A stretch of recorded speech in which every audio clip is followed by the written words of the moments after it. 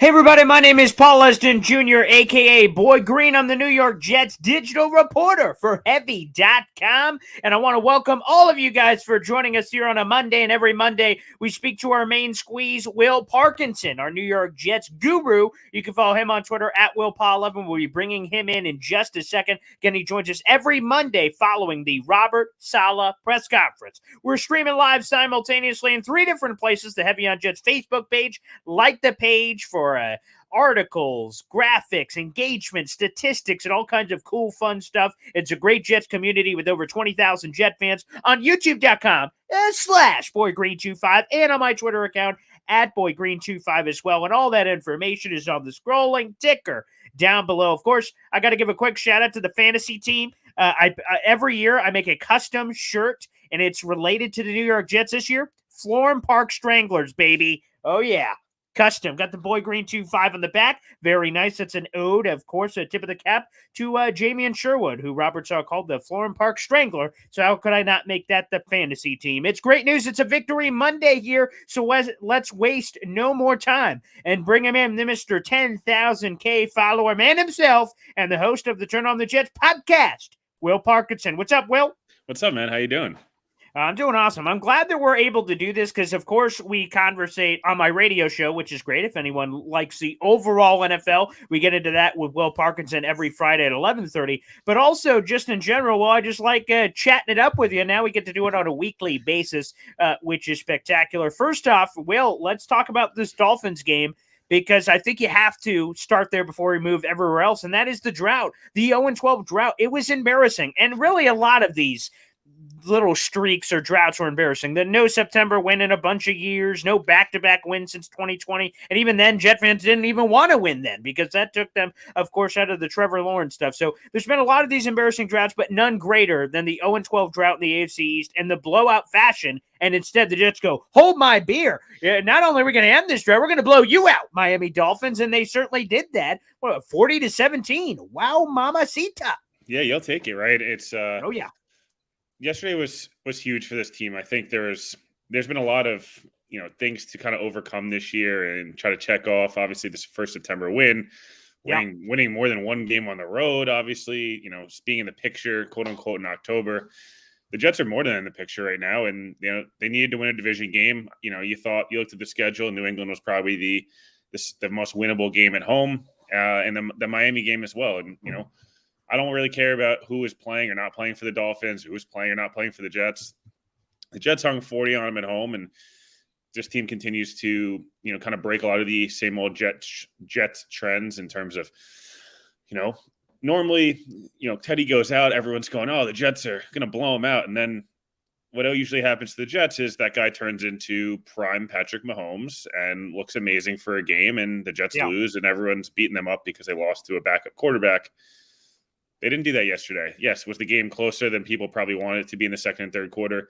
Miami's still, a damn good football team. It's, Tyreek Hill and Jalen Waddle still were on that roster, and most, Javon Holland and the rest of that defense outside of the corner. So, it was a tight game. And as soon as they missed that field goal, Jason Sanders, I think, missed a 54-yarder.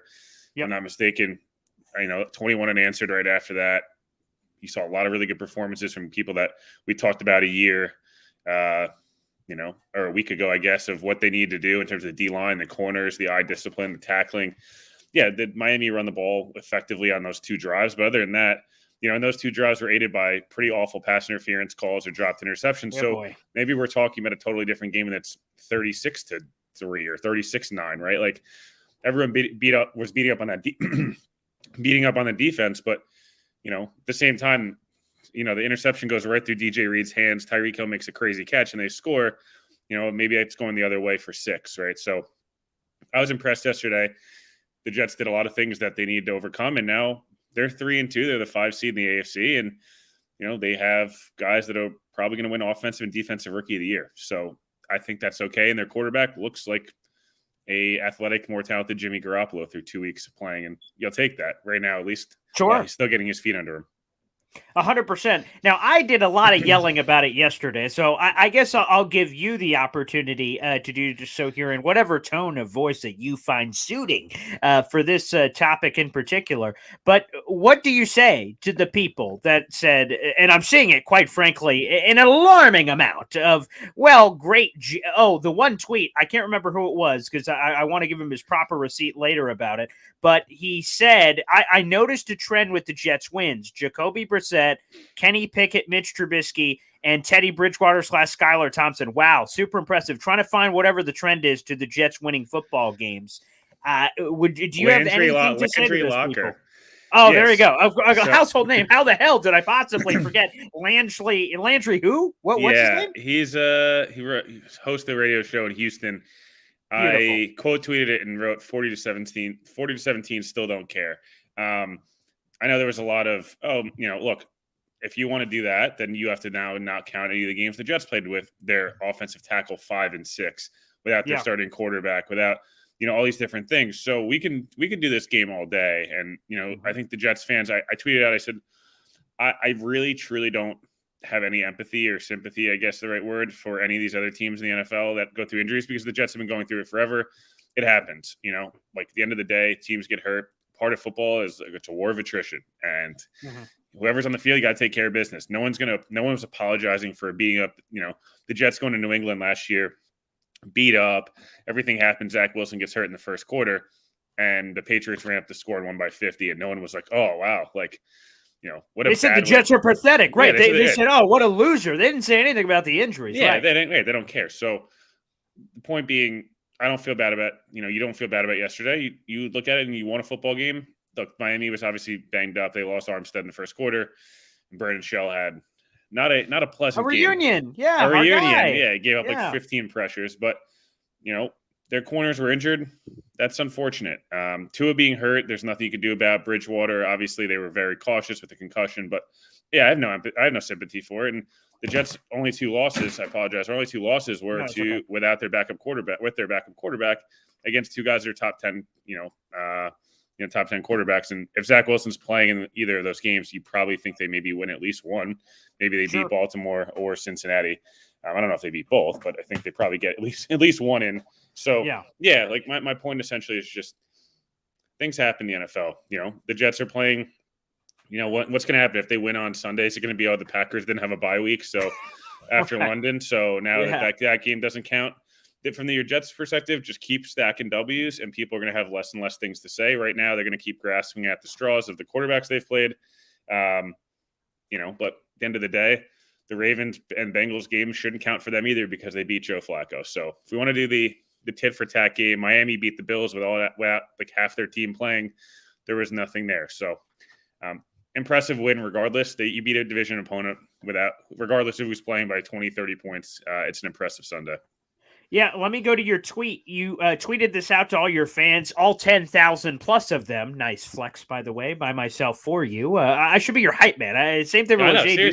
He has that as well. He's like, man, I need to bring you around. And by the way, I'm for hire. So look at the budget. Well, get back to me. But the tweet that you sent out was like, hey, Jet fans, if the Jets win this game, I'm paraphrasing, how will that change the perception of the season? Like you heading into the season, whatever your number was, winning this game now being 3-2 with all the factors we talked about, then what is it? I will tell you this, that for me, I talked about it leading in that this is a season-defining performance or a game, rather, whatever happens leading into the game, not knowing obviously what was going to happen yet. But I will say my take did not change because before the year I said 9-8, and I'm still on the 9-8 train. However, to the greater public, I think winning that game, all of a sudden, you tell us you're not playing around anymore. It's not that win-loss thing we've had to start the year. You've stacked 2 together. First 2-game winning streak for Robert Saleh, and everything that else is equaled. For you, Will, answering your own question, your expectations heading into the year, and thus the Jets actually delivering and actually doing it,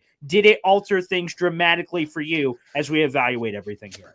So I went 8-9 in the Badlands season preview guide.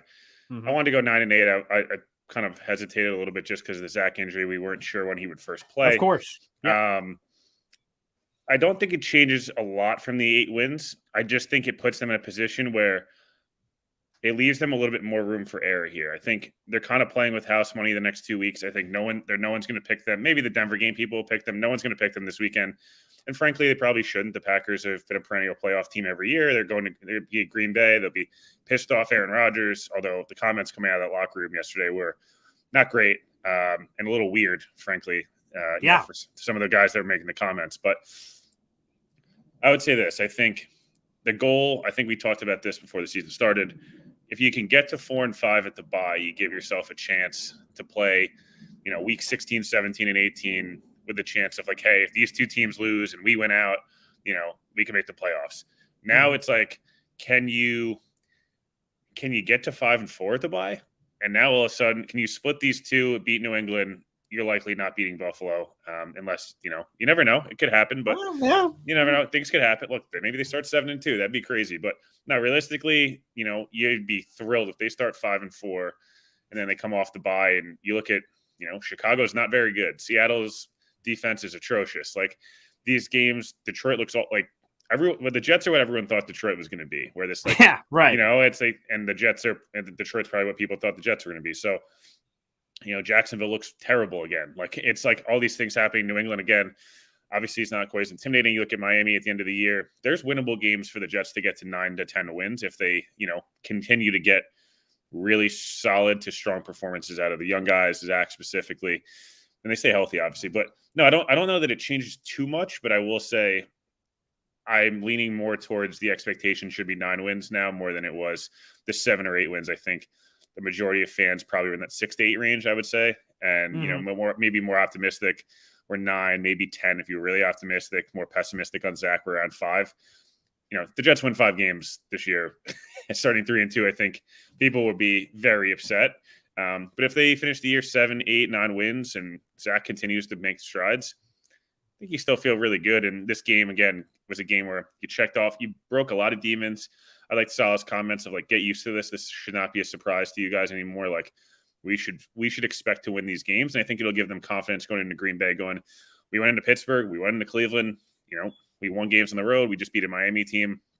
Green Bay is reeling. Why not try to get us to 4-2? Because if they start 4-2, the conversation's going to go, can you survive in Denver as much as they've looked bad? Because now people are going to go, oh, can you come home at 4-3 or 5-2 to a New England game, which is probably, it's a cliche saying, I guess, this year, but it's like that would be literally the biggest Jets home game in probably I guess since week 16, 2015, just because of the implications. But they've given themselves a chance now to be not only just competitive, but the expectation in that locker room, you would hope, is can we sneak into the dance? Like, can we, why not? Why not us?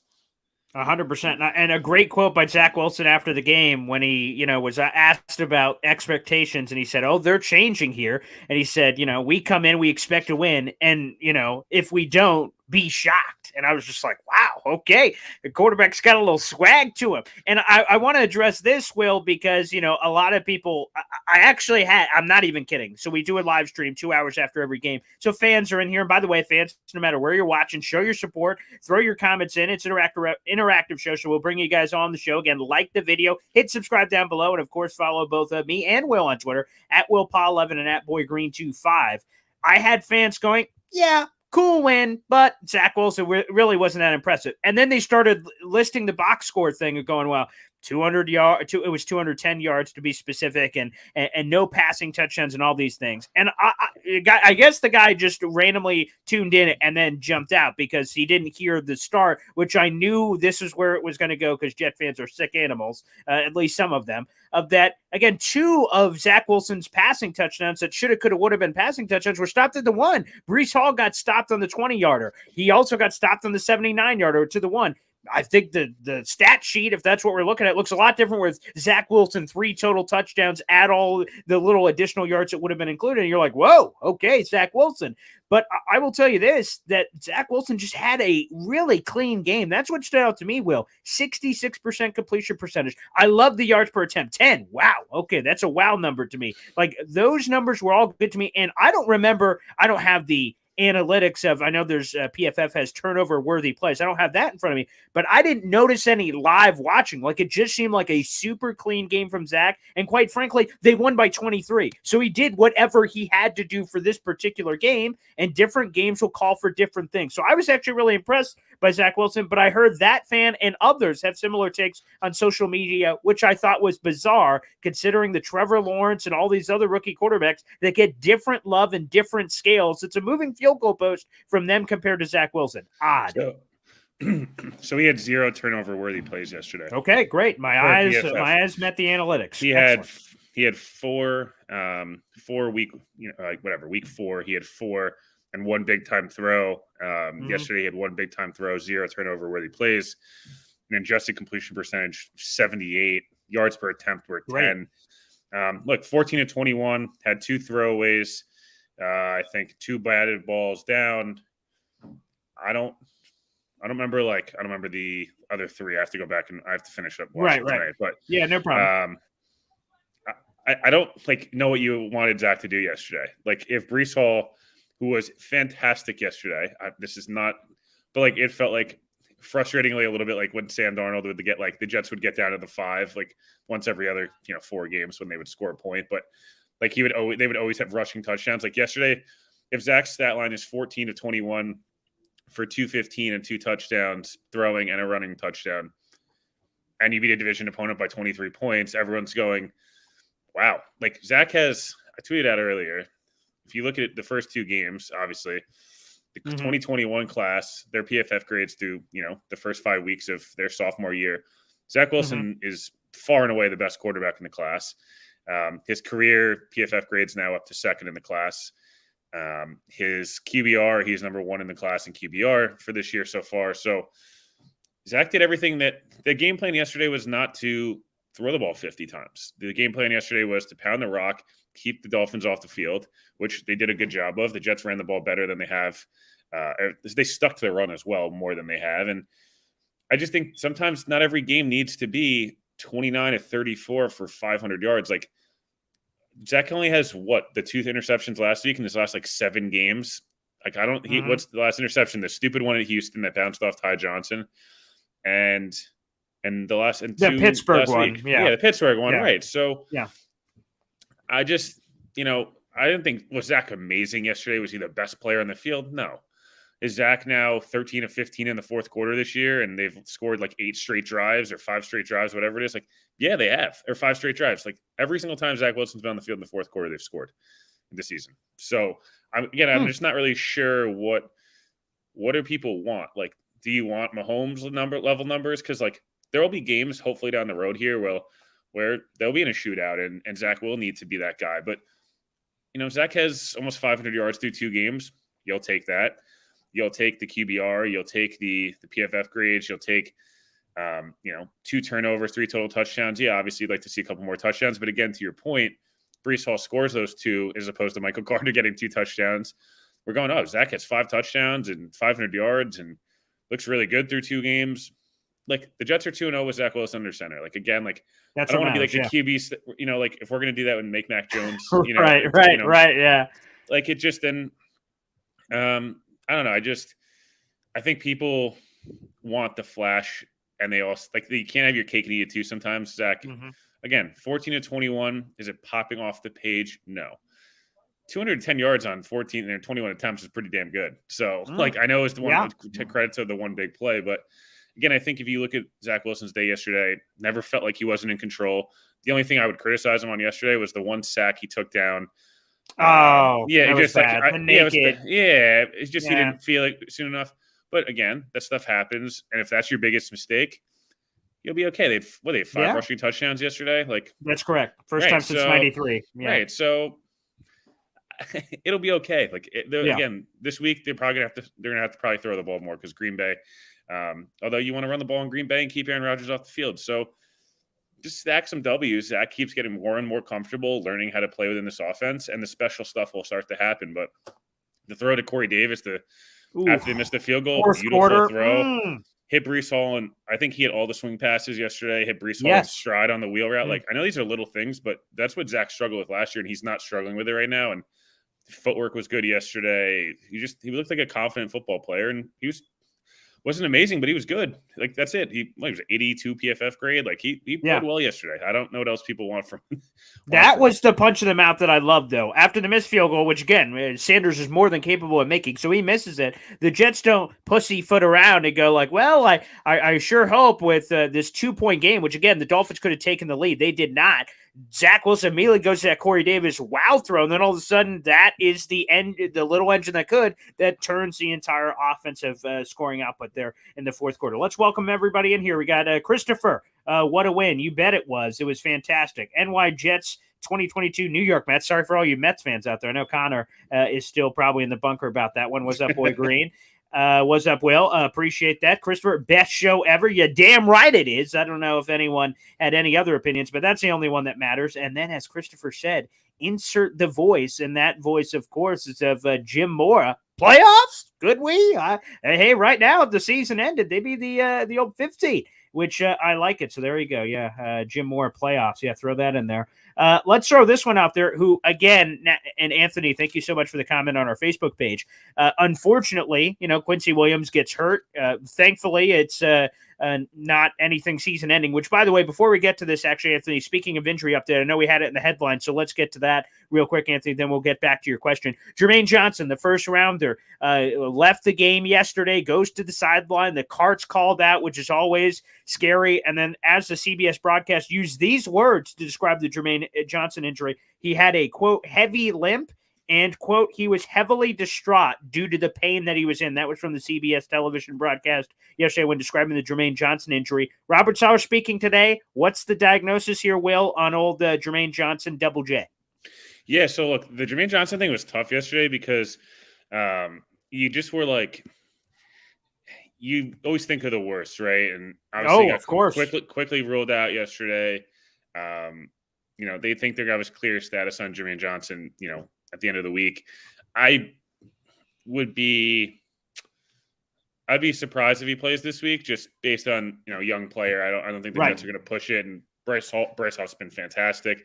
Jacob Martin's starting to play a little bit better. So I don't know that you'll see Jermaine Johnson. I think with similar to Max Mitchell, I think worst case scenario is avoided. Even Quincy Williams, same thing. I think you saw the card come out right away for Quincy Williams, and you thought, oh man, that's bad. Air cast and everything. Yeah. Oh, yeah. Quan Alexander, by the way, has been fantastic. You obviously want to get Quincy back, but Quan's really good. He's a more football smart player at times than Quincy is, where just like reading holes and things. Yeah, with Jermaine, you hope it's going to be week to week with him, which it seems like it will be with an ankle, as opposed to maybe not. I hope it's, as long as it's not an IR stint, I think you feel good about it and going, all right, maybe he's out.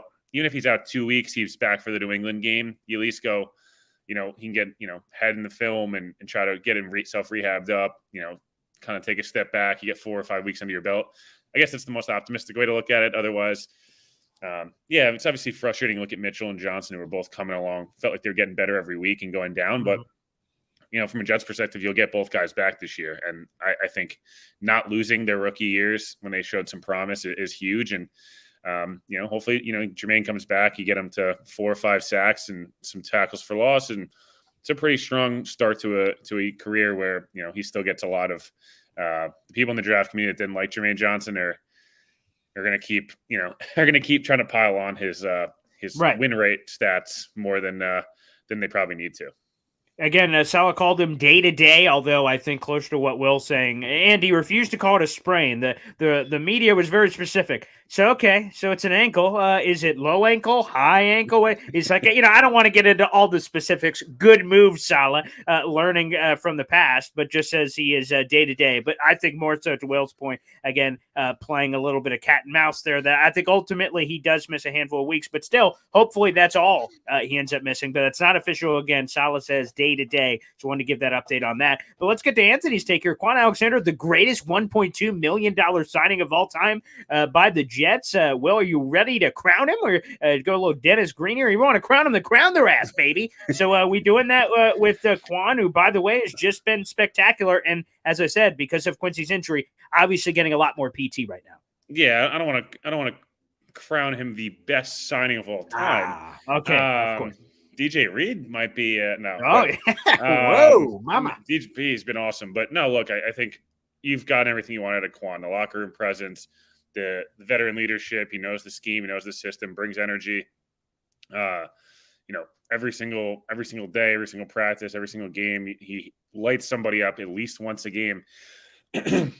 Obviously the durability, we'll see what happens with him. He basically mentioned how much money and time he's put into his body this year, reworking diets and blood work and all these different things to try to keep himself, healthy. And, you hope that's going to continue because he's been fantastic. But I think him and Mosley have been a lot better than people want to give them credit for. I just think that this system puts a lot of pressure, on the linebackers as a whole. And I don't think the defense has been as bad as it's being made out to be. I mean, they gave up, they get 17 points this week. They gave 24 points last week, and a lot of these are 20, whatever. Yeah. 20 points, whatever. And 20, 24, 20. And most of those, if you really think about it, the interception and the roughing the passer penalty are responsible for 10 of those. They've created 2 turnovers yesterday. They created 4 or 5 last week. Like, Quan's playing a really big part. He plays sideline to sideline. He's good in coverage, hits people, the leadership. So yeah, he's been great. I have no complaints with what Quan's brought to the table, here through 5 weeks. I know Will's not willing to do it, Anthony, but yeah, crown his ass, baby. Yeah, the greatest $1.2 million signing of all time. Yes, I will say, though, and I said this before, and I've tried to talk to as many people about this as possible. When I saw, so the news comes through, Quan signs with the Jets. I'm like, okay, nice little, I don't know, I assume 4, 5, 6 million. I'm like, Quan is again, I know he's injury prone, but I'm like, he's a good player, man. Like that's going to be a good chunk of change. When I saw the money, I went, huh? What the who? And then I texted Connor Hughes. I'm like, I've texted a couple. I'm like, man, 1.2 million. And they just said injury, man. That's the reason. Although he had a couple of interesting offers, he wanted to come to play for the Jets. And man, that juice even off the field, quite frankly, I think really revs up the guys, which is nice. Salah told a good story about that earlier in the offseason. Let's get to the other part of our headline because we want to be men of our words. Okay, the headline says Jermaine Johnson injury update, a check. And then, of course, about Alijah Vera-Tucker, which, by the way, Robert Saleh called him earlier today. Again, we always do our show here after the Robert Saleh presser. He called Alijah Vera-Tucker, quote, a selfless warrior. He's played lights out and, quote, represents the locker room. Again, that selflessness of doing whatever it takes for the team. And, man, the journey continues here, Will. Alijah Vera-Tucker playing 3 different positions over the last 3 weeks, left tackle, right guard, and overall in his NFL career has played 4. Again, the only one that's missing is center. What more is there to say about Alijah Vera-Tucker? And, man, what in a seemingly, again, I think MVP is just the best word to put it because no matter where the Jets have had injuries, and Dwayne Brown, by the way, I didn't see that coming. Didn't know he was going to come up. The way they initially talked about the injury, I'm like, oh, boy, this sounds like another murky out for the season kind of thing. And when I was texting Connor, and I will share this information I hadn't before, that like me and Connor Hughes were talking about behind the scenes. I'm like, at the time of the injury and it coming out, like, I'm like, whoa, this does not look good. He went, no, it does not. This could be a long time, Paul. And I'm like, man, that sucks. And then, of course, we see IR, True, comes out and does what he does. But again, Alijah Vera-Tucker going wherever he is needed. And, man, he's just been spectacular. I don't know if there's anything else to say on this, but still, I would definitely want to give him his moment in the sun. Impressive. Yeah, he's been fantastic. Like, I don't think people realize how hard it is to just, like, to never have played right tackle and then just in an NFL game against a really good front and just be awesome, 0 pressures, the whole thing. Like, man, last week going to jump to play left tackle against Alex Highsmith, AVT was good last week. He was really, really good this week, and he was playing a position, again, it's the 3rd position he's played in as many weeks. He played, obviously, left guard last year, and he's going to be a Pro Bowler at a minimum this year. Like, if he gets to be able to play guard, which you'd love to see him be able to play guard at some point since that's his natural position. I think he could be an all-pro level guard. I think he could probably play at a close to Pro Bowl level at what he's doing right now. So it's team guy, awesome young player who gets it. And there's not really much else. Like, he's never going to get the headlines of, Brees or Elijah or Garrett Wilson or any of these guys, but he's every bit as important to this team, if not one of the most important. He might be the most important other than Zach because of how he can play any spot in this offensive line in a pinch, his durability, everything. It's it's been really exciting to see. And I think if you're a Jets fan, you feel really good about him and, kind of his future, whether it's at right guard, right tackle, left tackle, wherever it's going to be. I think you feel really good about what they have in store for him. And, he's probably he's one of the players on their team that you feel like could make a Pro Bowl this year, and you would not be surprised, others like Quinn and some other folks, depending on how the year goes, would join him. And I just have to say there for old Alijah Vera-Tucker that, man, again, it just has been special. And it's been exactly what the Jets have needed at any given time. So massive shout out to old AVT. Couple of people all hyped up. Jet the F up. Anthony G, I love it. You guys are fantastic. You guys are animals out there. Jay-Z Jet fan said, I was there yesterday. I haven't heard the stadium that loud in a long time. It was awesome. I know Will said that, if all these things set up, that New England Patriots game, by the way, is the next home game. So for the folks who are wondering why that's the Jets one they keep throwing out there, we have back-to-back road trips at Green Bay, at Denver, the next two before New England game. And when he said, man, it could be the biggest home game since who knows what, like 2015, week 15 or what have you, I was going to say the biggest home game since week 5 against Miami Dolphins, because, boy, these things are pumping and jumping, which you absolutely love. So there you go, Jay-Z. Hojo jumping in, but I'm here today. I'll have to say is let's epic go. Jets, baby, I love you guys. I'm hyped up, too. This is great. Let's see. Oh, yeah, so let's get to this. How could I – this should have been the headline, Will. Shame on me. Denzel Mims' birthday was this week. I want to throw that out there. Happy birthday, Denzel Mims. Yes, he is still alive, and yes, he's still on the New York Jets. What happened to Denzel Mims? I guess just an update here, Will, if there is one to give, again, about a potential trade here. The NFL trade deadline, I believe, is November 2nd, so we have less than a month heading into that NFL trade deadline. Anything on here, or is it simply that Joe Douglas, again, is that line in the sand kind of guy? If he gets his value, he'll move him. If not, Denzel Mims, get used to the bench, pal. You're going to be there. Yeah, I think it'll just kind of play itself out more where the Jets are in 2 or 3 weeks. I think, look, the Jets are 5-3, 6-2, whatever. Right. Going into that week, they're likely going to be buyers, not sellers. I don't think they're going to be. I don't see them being sellers at all, really, other than a Bryce Hall or a Mims, where guys that are probably disposable, but their value is super low right now on that whole class. So did the Jets try to wait till the offseason, and see if some team gets desperate, a new regime, or, obviously Carolina's not going to trade. They're not going to be trading for Denzel Mims after today. But, do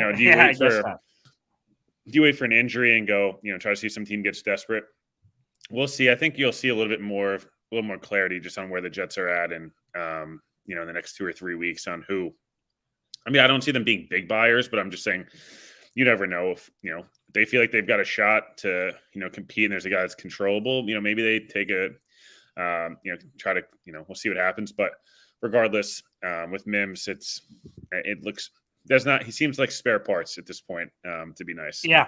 It does. And I have to give, again, the other big breaking news, we broke it on the radio show, talking about it rather, is Matt Rhule getting fired. And I have to take a moment of silence for thank you for the Sam Darnold trade, because Matt Rhule, without you, it wouldn't have been possible. Not only did the Panthers trade 3 draft picks for Sam Darnold, they immediately, shortly thereafter, because of the closeness of the decision, guaranteed his 5th-year option for $18+ million, which, by the way, is happening this season. So, again, they believed he was the franchise quarterback, and the Jets were just the Jets.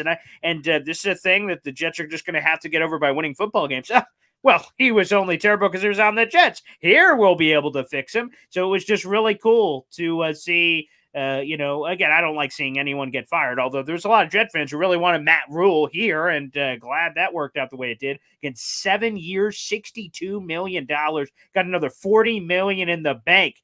I guess he's going to have that Ed Orgeron thing. Hey, tell me which door to go out of, pal, because I'm going to be sitting in the mansion with that. But how could we not give a tip of the cap there? I have to do a follow-up, Will, real quick on your buyer's comment, which, by the way, is really true. If the Jets are in a place that they didn't think they were, why not sell, buy, do what they can to get over the hump if they believe they're close. And again, Joe Douglas has had that aggressive mentality. Now, it didn't land in terms of the Tyreek Hill, A.J. Brown, Deebo Samuel, DK Metcalf, all those guys, but that wasn't just due diligence. Like, they did more than due diligence. They were trying to make a swing, and they didn't make contact, however. So let me ask you, Will, what kind, and again, it's hard to prognosticate a month plus out and where they will be, who could be available. Because again, like Christian McCaffrey, DJ Moore, all these guys are suddenly in talks now on Twitter because the Panthers fired their head coach. So if any future firings happen, maybe that changes potential names that could be available. But let me ask you this. First off, positionally, is there anywhere that you think that the Jets need help, that they could get help? Or are there any names that could potentially be thrown in the mix to circle right now,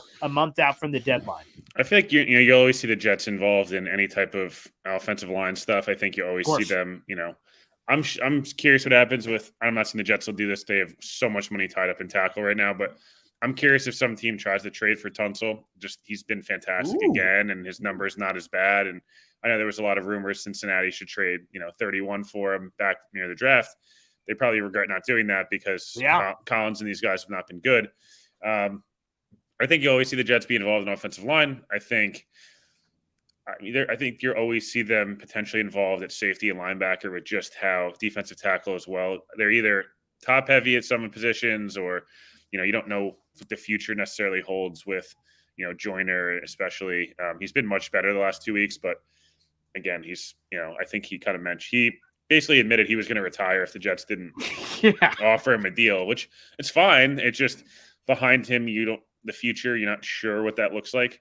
I don't know. Again, I don't know if they'll be big buyers, but again, you can see something that happened last year where, they moved the guy in Daniel Brown, who had no future on this roster, and they brought in Laurent Duvernay-Tardif to try to, spare him a little bit at right guard and see what they could get out of him. So I think you might see something like that. We'll see. I think, as we mentioned, the 2020 class guys could always be, always names are going to come up, but unless they get some type of value for them, I just don't see Joe Douglas, eating that yet. But it's just crazy. Ashton Davis probably plays the most of all these guys at this point. Yeah, right. Going into the year, I don't think anyone thought that. They thought he might get cut.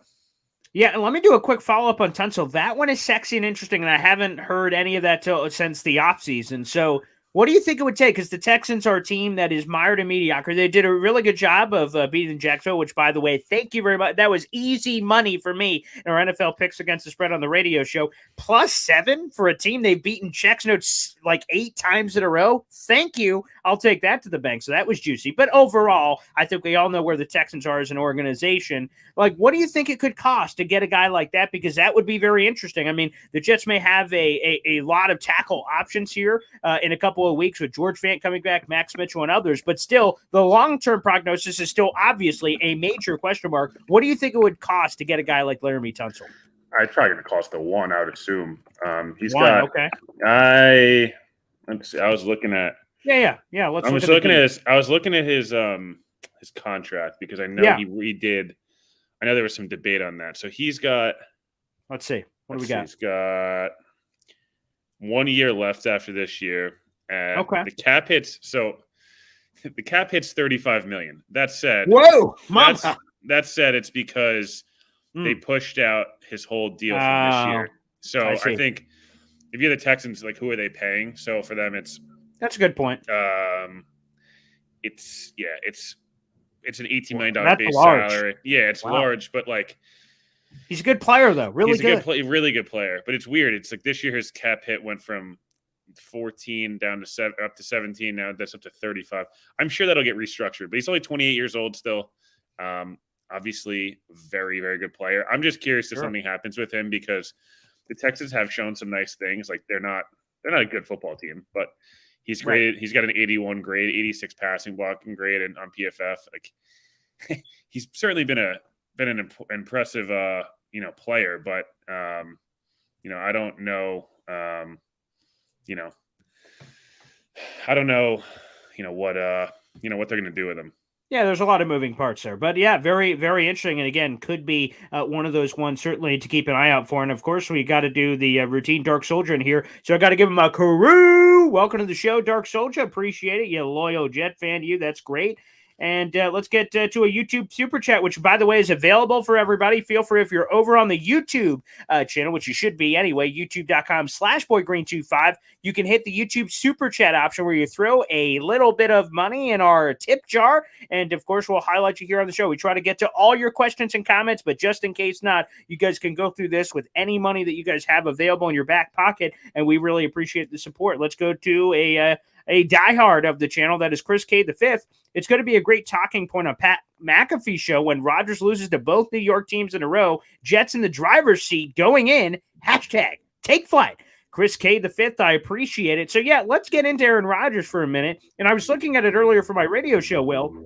The fact of the matter is the Packers haven't played well all year. Week 1, they get blown out by the Minnesota Vikings, and their biggest quote-unquote blowout, again, if we go back to the box score watching, would be the Bears game that they won by 17. But I watched that game from pillar to post, and the Bears had multiple opportunities, despite their own ineptitude, to be involved in that game. And then you have the other 3 where you throw in New England that they shoulda, coulda, woulda lost to in overtime, where they almost ran out of time there. You have this Giants game that they actually did lose, and they barely beat the Buccaneers, sans a 2-point conversion that would have went into overtime too. So what's wrong with the Green Bay Packers here? And clearly it's not your grandpa's Green Bay Packers. This game looked a lot more daunting prior to this year starting. And now, while the Packers are a 7-point favorite and should be, to all those reasons you said to kick off the show, Packers, Lambeau Field, and all that jazz, the Jets got to look at this one going, interesting.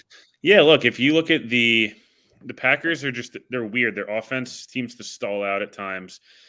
They obviously do not have Devontae Adams, and it's I don't know that Aaron Rodgers trusts a lot of these guys. It's a lot of side-to-side stuff. It's a lot of screens and quick bubble screens and quick throws. The ball's not being pushed down the field quite as much.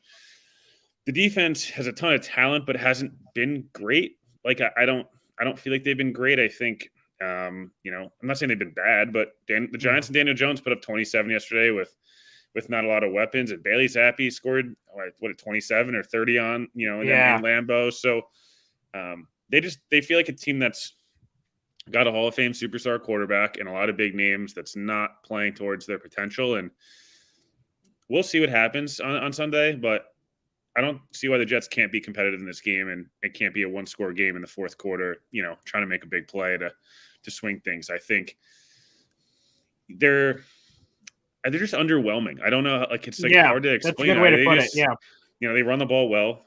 There's no question, and Rodgers is awesome, but no one on that receiving core scares you necessarily. So it's, if you can be disciplined, and the Jets are going to have to score points. Like, don't get me wrong. They're going to have to go into Green Bay and score some points. And, but the Giants were able to score points last week. So, and the Patriots again, the week before, Minnesota was able to, even Chicago, honestly, like if they were able to finish off any of those drives, that game's a much closer game, and Chicago was very bad. So the Jets have a chance on Sunday. I just think it's going to take Zach Wilson being really good again. I think it's going to take the defense tackling well again, being disciplined, and the Jets have been the best fourth quarter team in football so far. So can you give yourself a chance at 79-12 or something in the fourth quarter this year, or 20 or 18-9, whatever it is? Like it's been impressive. So they just need to give themselves a chance in the fourth quarter, and I think they're going to be able to do that. I don't see why this game's a blowout. Am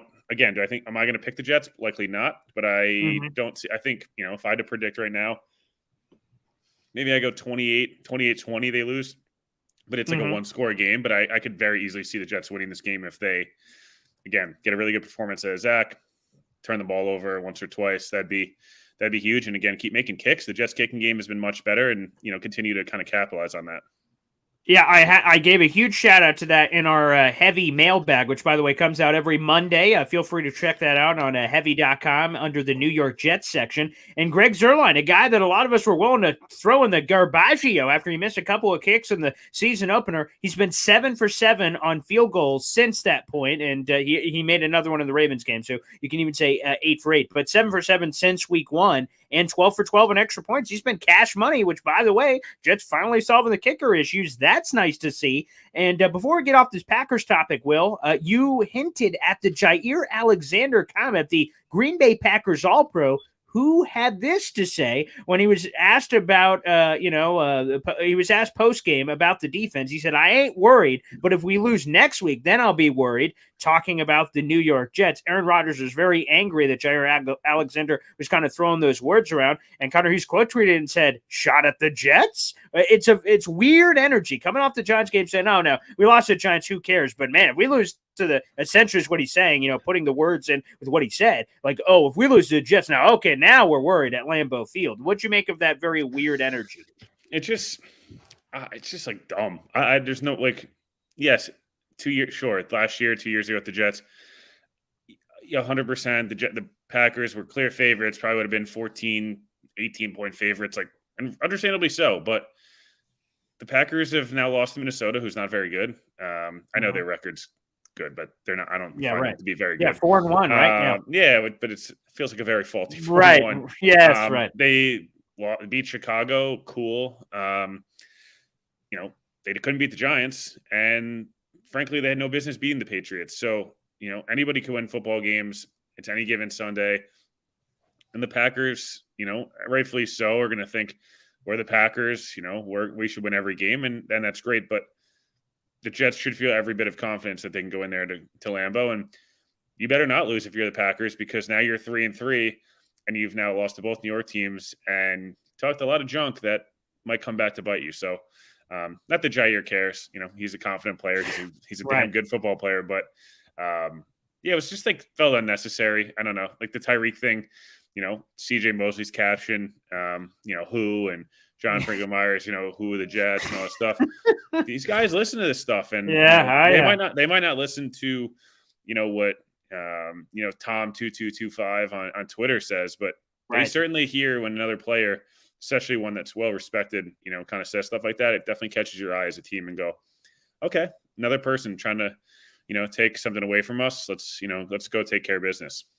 And by the way, this is a Jet show, not a Packers show. But if the Packers lost to the Jets and dropped to 3-3, should they have a nice Washington Commanders opponent that they can destroy? The next week is Sunday Night Football in Buffalo. All of a sudden you go, well, Green Bay. And again, that I don't okay, be angry, this team, that team. The Jets want to win as bad as the Packers. I don't give a flying hoot whether they lost the last one. The same thing with the Bengals narrative that's coming in. Again, they all want to win. So I don't really, now the Packers are going to care more about this one. I don't really put a lot of stock into that. But nonetheless, that's coming up there for both. Let's get a couple of quickies in here before we let Will go here. Hawk, I dig the camo hat. Paul, thanks. I try to mix it up. I'm a big hat guy. And the Jet sideline hat. And they also came up with that weird paint blotchy one. Not a big fan of that. Have not invested in that one. Well, you got the hat game too. Well, again, have you seen the paint blotch one where they're through crap? I'm not really a big fan of that one. I'm going to be honest. Just average at best. Yeah.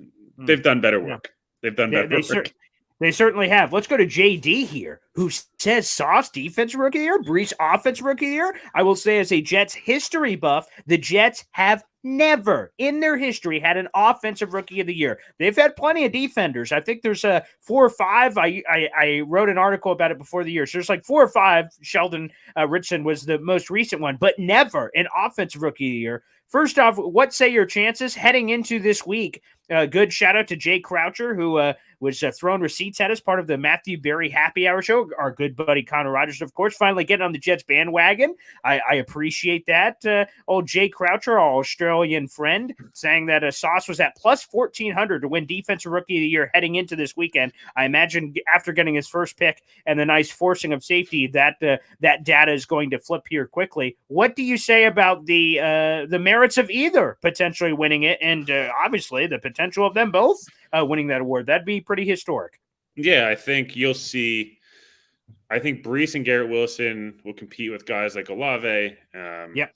Obviously, Kenny Pickett's a quarterback. I don't think he'll win the award. I'm just saying, as a quarterback, you always have a good chance because you'll put up stats. Of course, naturally. Yep. There's a lot of guys in that class, but I think Garrett Wilson and Brees Hall are probably 2 of the top 4 names you think of.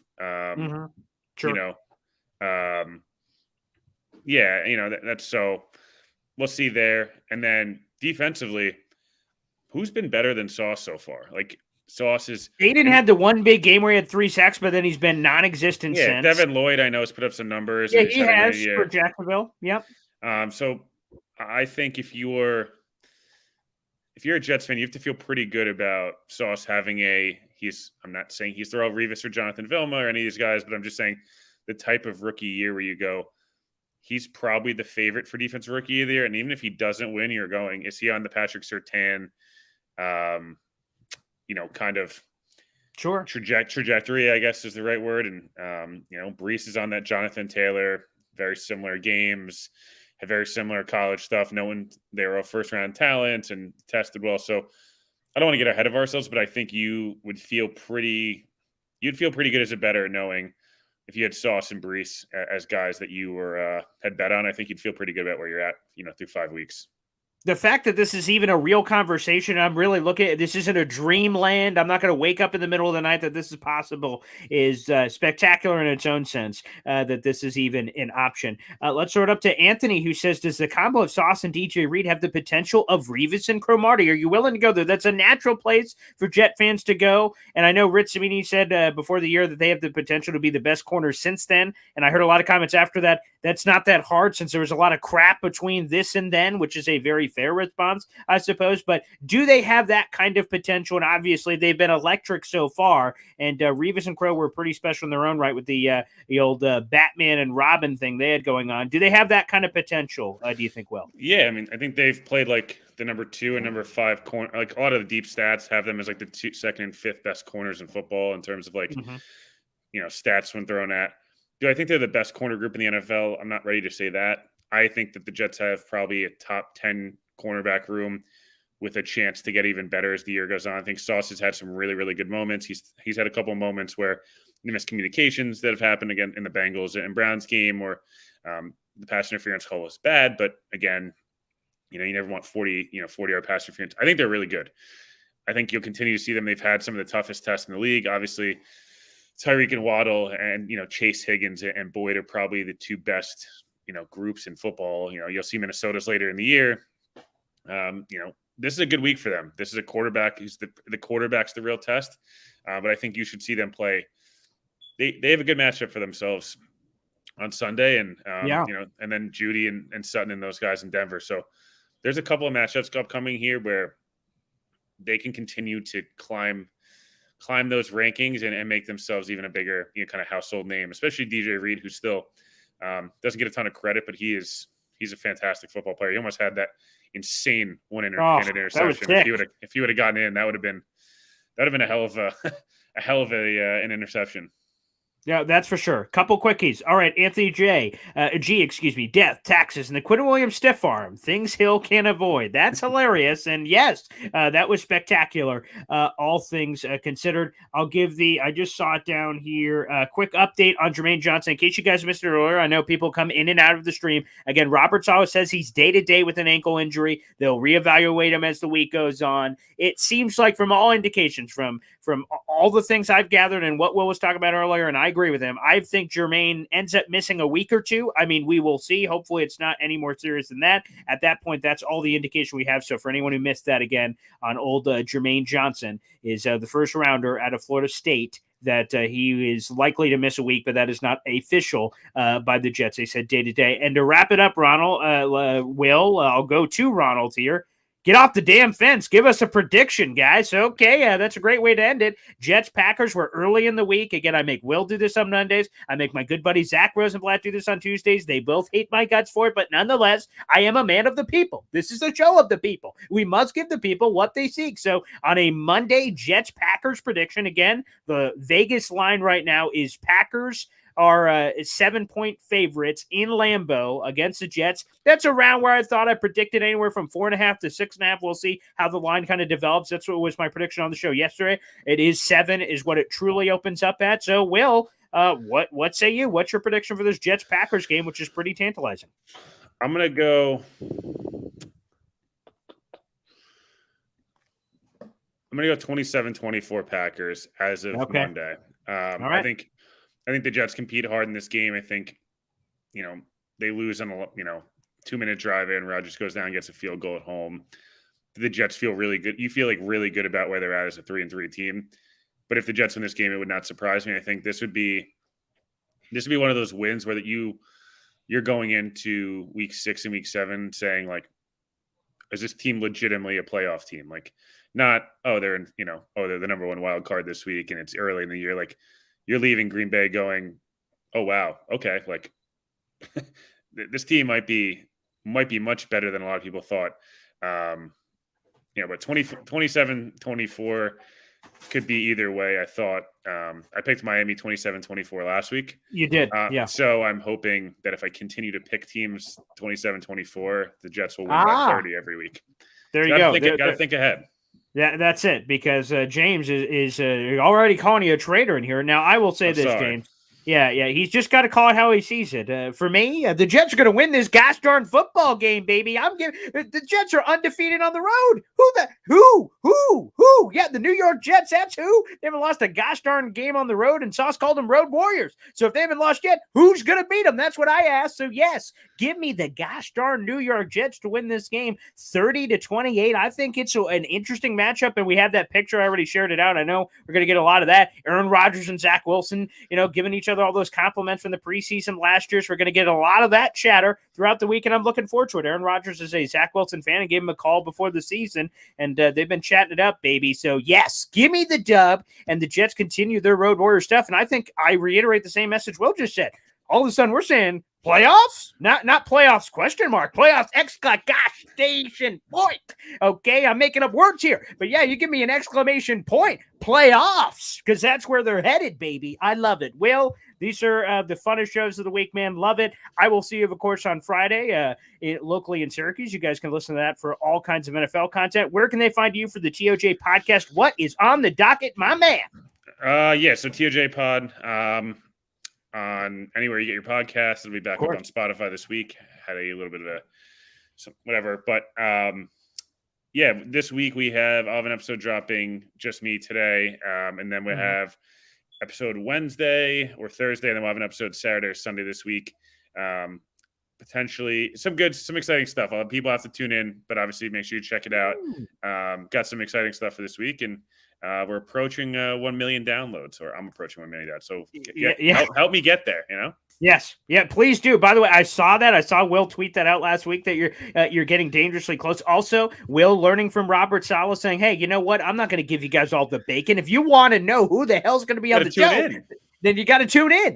Man, Will, again, he's playing chess. I'm playing checkers over here. That's right. 1 million gosh darn, downloads. Guys, help this man do it. The TOJ podcast. You won't regret it. Wherever you find your podcast, make sure you search them out. Great content, some superstar guests, and again, approaching the 1 million mark. I mean, again, he is a demigod, and we are mere mortals, and we are just trying to show our support and worship the pedestal that is one Will Parkinson. So, Will, awesome stuff, man. Thank you so much, and we'll see you later this week. Yeah, appreciate having me on. Talk to you on Friday. All right, there he is, Will Parkinson, everybody. Again, TOJ Podcast. Make sure you guys check it out. We'll be back later this week right here on the Heavy on Jets Facebook page and, of course, on all my channels. Thanks, everybody, for tuning in. We'll see you next time.